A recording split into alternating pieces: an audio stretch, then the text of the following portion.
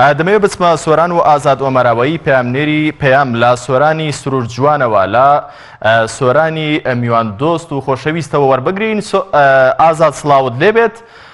هاوڵاتیانی سۆران دەڵێن چی سەبارەت بە پاڵپشتیان بۆ لیستی 104 کۆمەڵی ئیسلامی ئەوان لە کۆتا ساتەکانی بانگەشەی هەڵبژاردندا پەیامیان چییە بۆ هاوڵاتیانەی کە تاوەکو ئێستا خوان یەکلای نەکردوتەوە کە دەنگ بە چلانێکی سیاسی و بە چ کاندیدێک دەدەن؟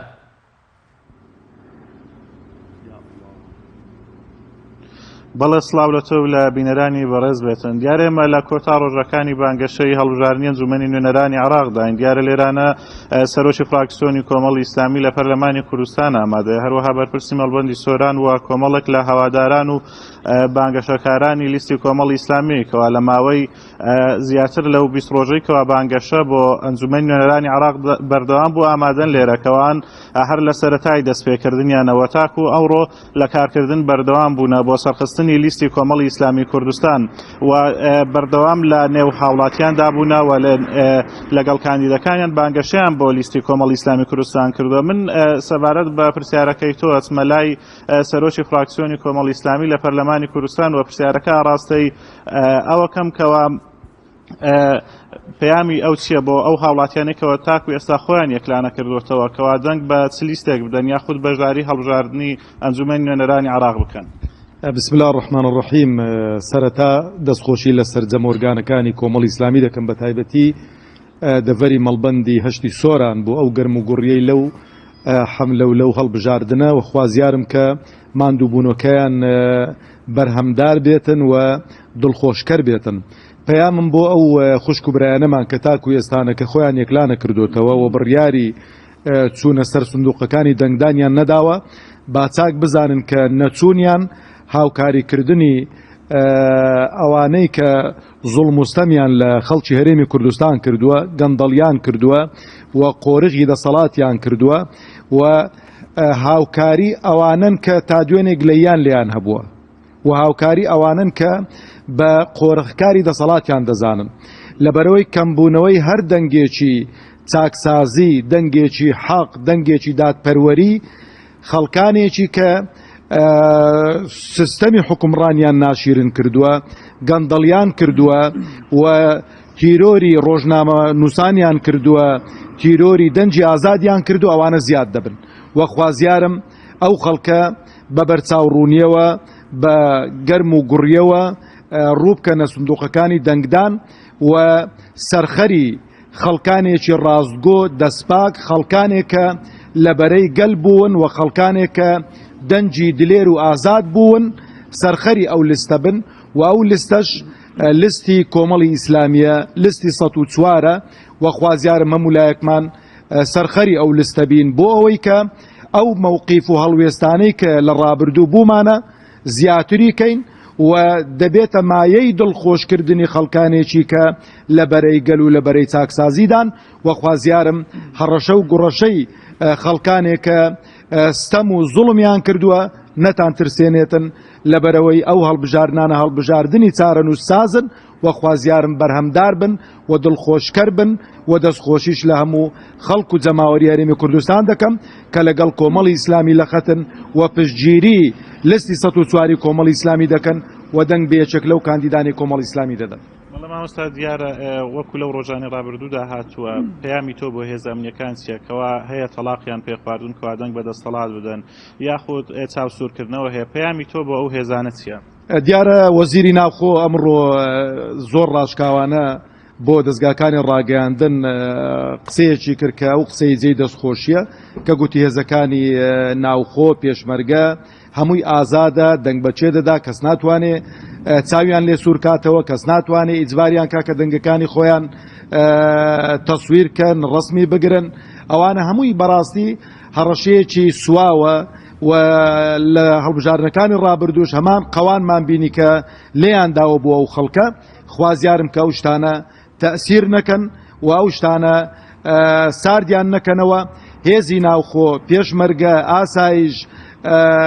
هەموو هێزەکان کە زێرەڤانی مڵکی خەڵکی هەرێمی کوردستانن، مڵکی هەموو لایەنە سیاسیەکانن، ئێمە بە خەڵکی خۆمانیان دەزانین و ئێمە بە خەڵکێکی دڵسۆزیان دەزانین و بە مافخوراویان دەزانین و ئەویان لەبیر نەچێتن کە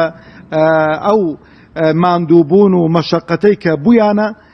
لە پێناو خەڵکی هەرێمی کوردستان بۆ لە پێناو حیزبێکی دیاریکراو نەبووە و هەر کاتێکی ئەو هێزانە گچکە کرانەوە کران بەهێزی لایەنێکی سیاسی بابزانن کە لە ماهیەت و لە قەدر و ڕێزی و هێزانە کەم دەکرێتەوە لەبەرەوەی خوازیارمە و هێزانە دڵسۆزی کۆمەڵی ئیسلامی و دڵسۆزی ئەمیر و ئەنجومەنی سیاسی و سەرکردایەتی و فراکسیۆنەکان و سەرجەم ئۆرگانەکانی کۆمەڵی ئیسلامیان لە یاد نەچێتن کە دائیمەن پاڵپشت بووین بۆ هێزانە و جێی ڕێز و حورمەتی ئێمە بوون و خوازیارم کە کۆمەڵی ئیسلامی چاکترین و باشترین ڕێژەی دەنگ بێنێ لە نێوان هێزەکانی ناوخۆ و سەرجەم هێزەکانی پێشمەرگە و ئاسایش و زێرەڤانی و سەرجەم ئەو هێزانەی کە مڵکی هەموو لایەکمانن. زۆر سپاس بۆ مامۆستا مەڕوان ئەچمە لای مامۆستا موسلیم بەرپرسی مەڵبەندی سۆرانی کۆمەڵی ئیسلامی ئەویش پەیامی خۆی لە کۆتا ڕۆژەکانی بانگەشە بگەینێ. مامۆستا هاوڵاتیان چۆن پێشوازیان لێوە کرد تا چەندە ئومێددان بە خەڵکی هەرێمی کوردستان هەیە کادەنگ بەلیستی کۆمەڵ بداوە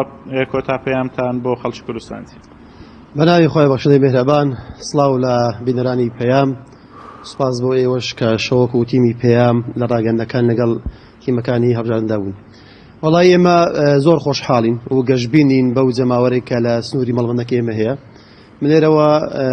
سوپاسی هەموو تیمەکانی بانگەشی هەڵبژاردن ئەەکەم لە سنووری مەڵبەند کە شەو ڕۆژ مادون ناسانە کاریان کردووە کارەکانی خۆیان ڕاپەڕاندووە جێگەی دەستخۆشین. من لێرەوە سوپاسانەکەم و بەپێی ئەو زانیاری ئێمە کە ئێمە بەردەوام لە ناو خەڵکدا بوون لیاندا نەبڕاوین لە ناو جەماوەری خۆماندا بوون لە خۆشی و ناخۆشەکان بەشدارمان کردوون لە ڕابردوو تا ئەو ڕۆژ لەگەدا بێت لە داهاتوش هەروە ئەبین بەپێی زانیاریەکانی ئێمە کە من لەگەڵ خەڵکە ئەژین لەگەڵ خەڵک تێکەڵاوین لەگەڵ معاناتیان ئەژی وڵای ئێمە بە جەماوەری خۆمان دڵخۆشین و گەشتبینین لە نزیکەوە ئاگامان لەیان هەیە و پاڵپشتی ئێمە لە سەرجەم تیم دوژەکانی کۆمەلگا لە خوشکان لە برایان لە زانایان لە مامۆستایان لە قوتابیان لە مامۆستایانی قوتابخانەکان سەرجەم چین و توێژەکان دڵنیاییان بۆ ئێمە دووپات کردەوە کە ئێمە پاڵپشتی ئەو دەنگە حەقە ئەبین ئەو دەنگە بوێرە ئەبین بۆیە من لێرەوە سوپاسی هەمویان ئەەکەم هیوادارم کە لە ڕۆژەکانی دەنگدان کە ئەسن بۆ سەر سندوقانی دەنگدان لیستی ١٠٤یان بەبیر بێت کۆمەڵی سایمان لەبیر نەچێتن و سوپاسی هەمویان ئەەکەم کە لە شەو ڕۆژ ئەوانیش بە پەیوەندی و بە مباشر و غێر مباشر لەگەڵ ئێمەدا بوون ئەمە جێگای دەستخۆشی و دڵخۆشی بۆ ئێمە و پەیامیشم بەڕاستی بۆ سەرجەم دانیشتوانی هەرێمی کوردستان بەتایبەت بڵێن سنووری پارێزگای هەولێر کە ئێمە لێرە ئەژین کە لە ڕۆژی دەنگدانە بە گەرموگوڕی بۆ سەر سندوقانی دەنگدان ئاگیان لە دەنجی خۆیان بێت ئەمانەتێکە لە ئەستۆیاندایە ئەو ئەمانەتی ئەم 4 ساڵەیە بەزایە نەدەن بگەین بە شوێنی خۆیان چونکە ئەم لیستی هاوڵاتیانە لیستی هەژارانە لیستێکە کە لە پێناو مافەکانی هەرێم مافی هاوڵاتی نەویسان قوربانیدایە و ئەم لیستەیە بازی زۆریشی داوە لە پێناو بەرژەوەندی هاوڵاتی هەرێمی کوردستان بۆیە من لێرەوە دووپات ئەەکەمەوە و لیان تاکید ئەەکەمەوە هاگەن ئەدەم دەستخۆشان یەکەم کە لە ڕۆژی دەنگدانە لە 12ی پێنجە بە گەرموگوڕیەوە ڕووبکەنە سەر بنکانی دەنگدان. زۆر سپاس بۆ مامۆستا موسلیم ئەگەر ماوە هەبێتن ئەمەوێت زیاتر ئەندامانی کۆمەڵ وەربگرم ئەچمە لای بەرپرسی ئەنجومەنی سۆرانیش مامۆستا سیامەد تۆش ئەگەر پەیامی خۆت بگەینیت لە کۆتا ڕۆژەکانی بانگەشە. بەناوی خۆی گەورە میهرەبان سەرتا بەخێر بێن. ئەمە وەکو بەرپرسی بازرگانی سۆرانی هەڵبژاردنەکانی کۆمەڵی ئیسلامی لیستی ژمارە 104 زۆر دەستخۆشی لە برایان و لە خوشکان لە تیمەکانی هەڵواستینی فلێکس و پۆستەراتی حملەی بانگەشەی هەڵبژاردن لە سەرجەم سنووری سۆران و دەوروبەریشی ئەەکەین کە خۆبەخشانە ماندوونە ناسانە بە شەو بە ڕۆژ بەردەوام لە سەرخەت بوون و ماڵ بە ماڵ و هەڵمەتی دوکان بە دوکان و ئەوەندەی لە توانای دابی بەردەوام بوون لە بانگەشەکردن بۆ لیستی 104 کۆمەڵی ئیسلامی کوردستان